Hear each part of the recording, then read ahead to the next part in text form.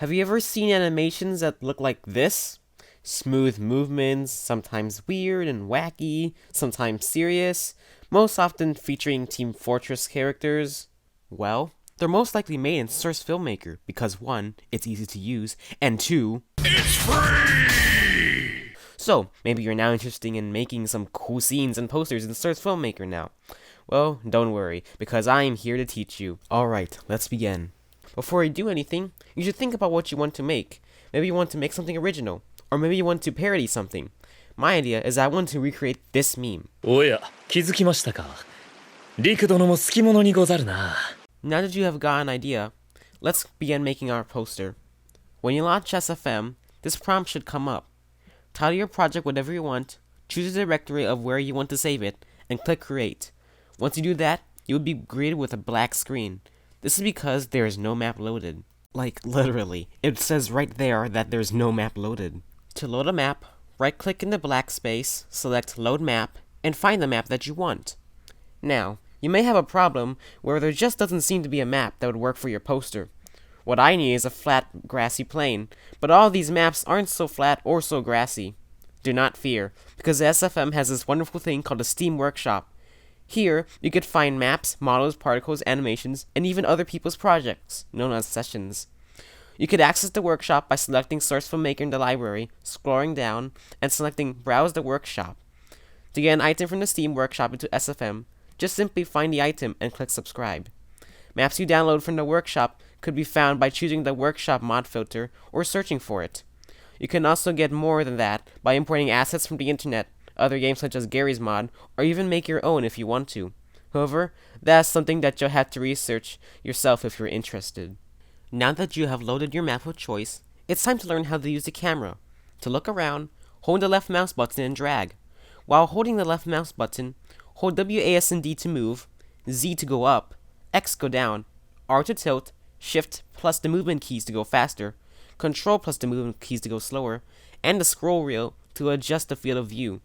You typically shouldn't use the default field of view in your poster, so change it up a bit.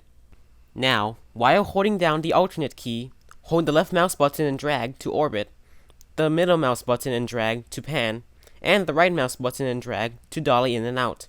Speaking of cameras, you should also note that there are 2 kinds of cameras. The first is a scene camera. Whatever is seen in this camera is part of the poster.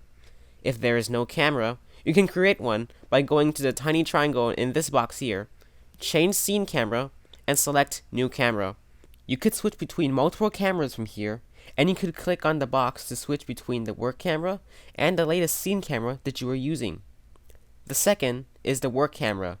This is a camera that you could use to see things without affecting the scene camera. For instance, you could go up close to someone's face so you could see the facial adjustments without moving the scene camera. I'll show you how to do facial expressions later. Great, you now know how to move. You feel like a bird now, do you, zooming around the entire map at light speed? That's great, but you should be on the lookout for locations that you may want to use in your poster. Obviously, for me, there would be little to no difference, so I would choose to make my scene right here. Once you locate the location, go there and spawn a model. To spawn a model, click the plus icon in the top left of the screen and select Create Animation Set for New Model. Find and select the model you want to add and press OK.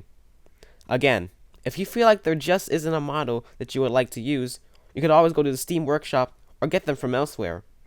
Models you download from the Steam Workshop would be found in the Workshop mod.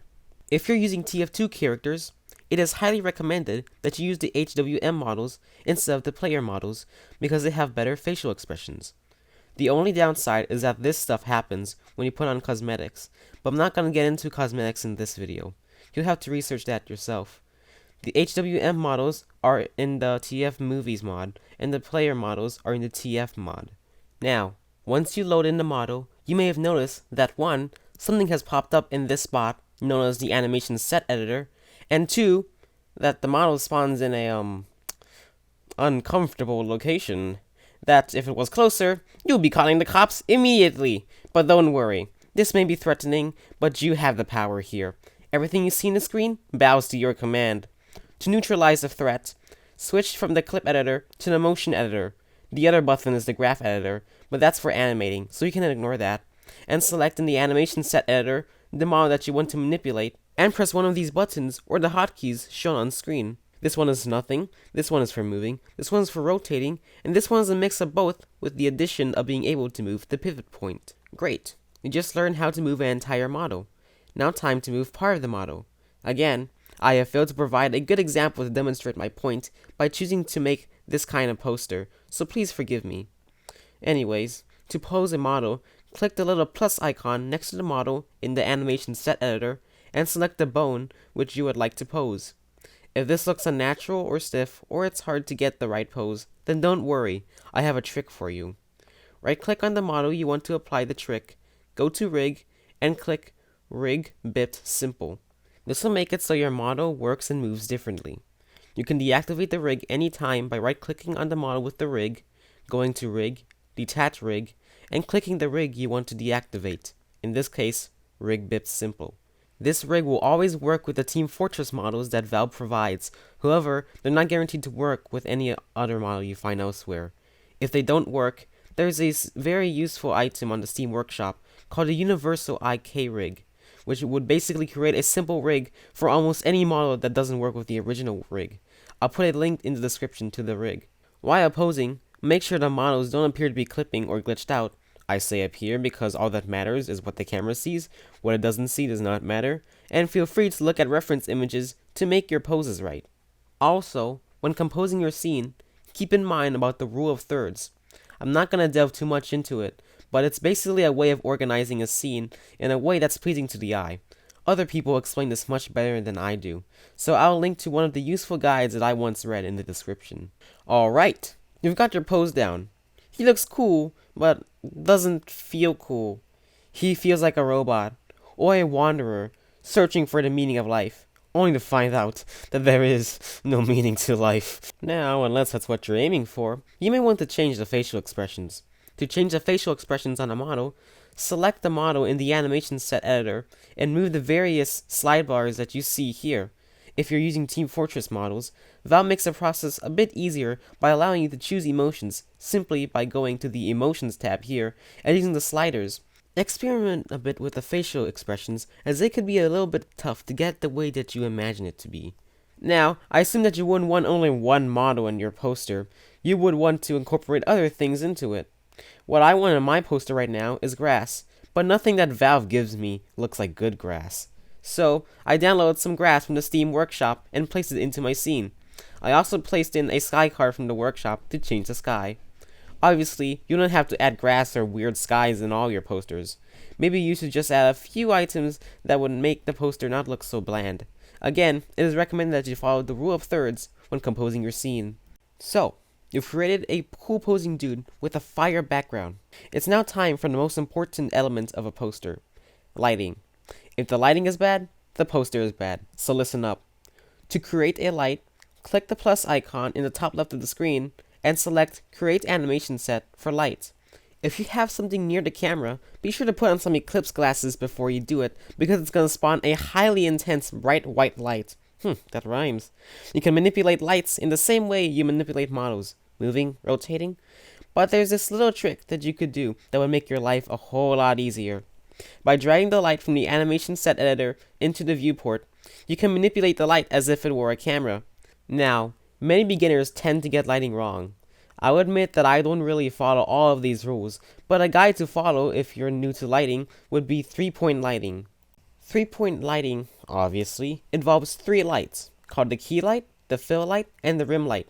The key light is the light that the poster won't work without. The poster may look fine if a few other lights were gone, but if the key light is gone, it's not going to look good. It should be the main light to shine the target. The fill light is a light that lights up the areas the key light may have been unable to light. The rim light is the light that outlines the rim? The edges? I don't know. This is the difference with or without the rim lights. Okay? Also, when using SFM, there's kind of a 4th light, which is the volumetric light, and it has various uses. For instance, I use high-intensity volumetric lights to simulate fog in the distance. You could cast volumetric lights onto the whole of your poster to give a tint. You're probably wondering how you even activate volumetrics right now. Like you're sliding the volumetric intensity slider and nothing's happening. Well, to activate them, right-click on the light in the animation set editor and select Enable Volumetrics. Now you can see an actual beam of light. Also, make sure to tinker with the light settings, especially the colors. White light rarely exists in nature, so change it if it's not artificial light. Just look. Move color red to get cyan, move color green to get magenta, move color blue to get yellow, and move color alpha to get nothing, because it's useless. See? It all makes perfect sense. Not confusing at all. You can change the light settings by selecting the light in the animation set editor and using the sliders in the sidebar. If you move some of the slides and nothing happens, don't worry, because most people, even experienced people, don't even know what most of the settings do. So just play with them until you get a result that you like. So, you've got your pose, you've got your scene, and you've got your lights. All that is left now is to configure what or how the camera sees your poster, and it will be complete. To configure the camera settings, click the plus icon in the top left of the screen and select Create Animation Set for existing element, and select the camera you want to use. After that, select the camera in the animation set editor and move the sliders in the sidebar here. Feel free to experiment with these options, but I'm going to focus on the focal plane and aperture. With these two sliders, you can configure how blurry you want the background to be and what doesn't get blurred.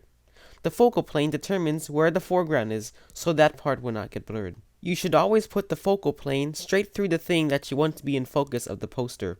For me, it's the sniper's face right here. The other option, the aperture, determines how blurry the background is. Now, there are a few more options before you can export your majestic poster. Go to the viewport, right-click, and select Render Settings. This window should pop up. Here, you could change many options, such as the depth of view. If you were observant, you may have noticed that the shadows look very grainy with a bunch of dots. You could configure, I guess you could say, how smooth the shadows are by changing the depth of view. The higher it is, the smoother the shadow.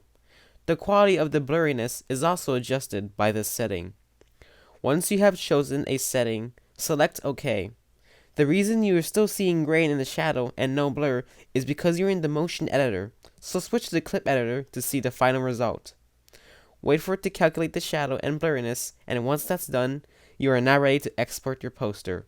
To export your poster, click on the window which has a scene you want to export, go to File in the top left of the screen, Export, and despite it saying Poster, go to Image, choose a file directory where you want to find the image in your files, and export.